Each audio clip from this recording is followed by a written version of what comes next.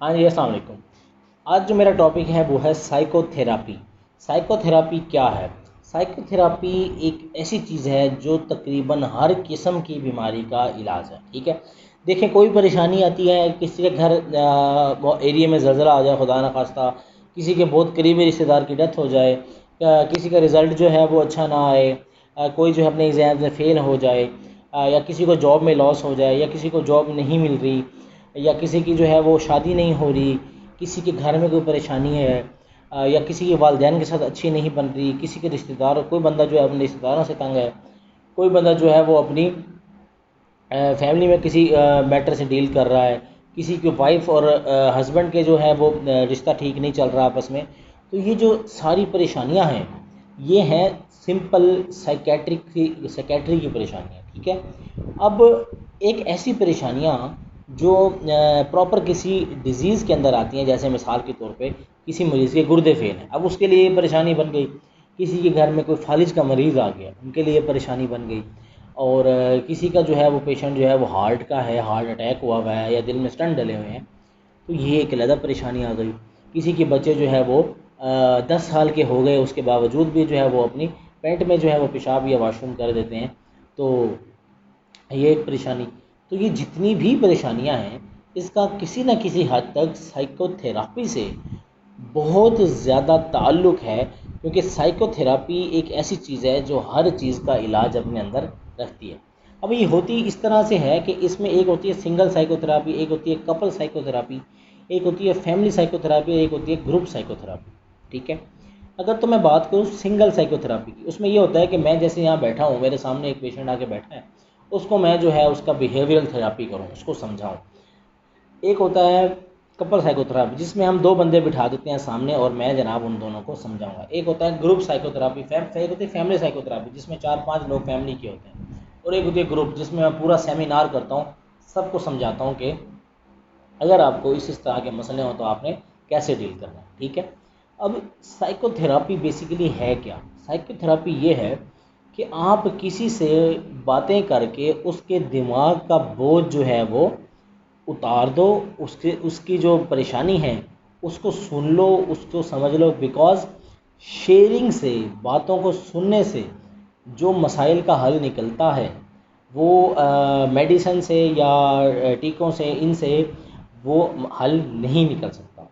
ठीक है, 80% या 70% मेरे नज़दीक बीमारी उसी वक्त ही ख़त्म हो जाती है जब आप पेशेंट के साथ अच्छे तरीके से बात कर लेते हो। ठीक है, इसी तरह अगर कोई फैमिली में बंदा परेशान है तो आपको चाहिए कि आप उसकी बिहेवियरल थेरापी करें, उसके साथ बैठ के बात करें।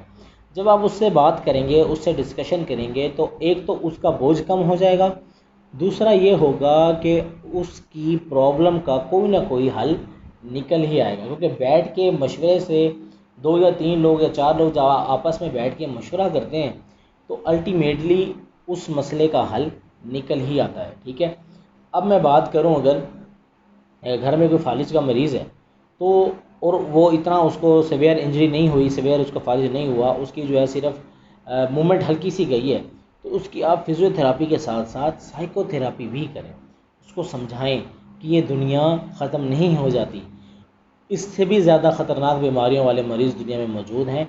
आपको फिर भी अल्लाह का शुक्र अदा करना चाहिए कि अल्लाह ने आपको थोड़ी बहुत मूवमेंट दी है आपके। और साइकोथेरापी सबसे अच्छी पता कौन कर सकता है? साइकोथेरापी सबसे अच्छी ना डॉक्टर कर सकता है, ना साइकोथेरापिस्ट कर सकता है, ना कोई स्पीच थेरापिस्ट कर सकता है। साइकोथेरापी सबसे अच्छी आपके करीबी लोग कर सकते हैं।